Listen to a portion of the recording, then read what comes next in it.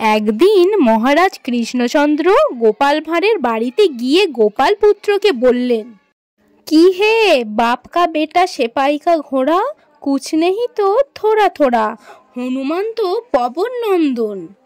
কিন্তু শাস্ত্রে কোথাও পবনের লেজ আছে এই কথার কোনো উল্লেখ দেখতে পাওয়া যায় না।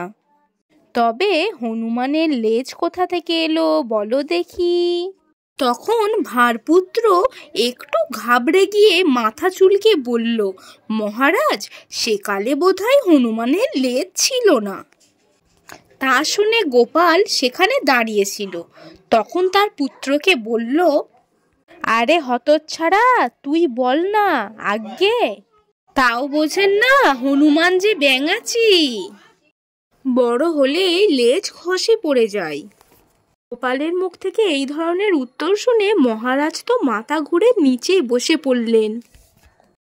তো হ্যালো বন্ধুরা, কেমন লাগলো আজকের এই গল্পটি ভালো লেগে থাকলে একটা লাইক করে দিও, আর হ্যাঁ, প্লিজ চ্যানেলটিকে সাবস্ক্রাইব করে দিও।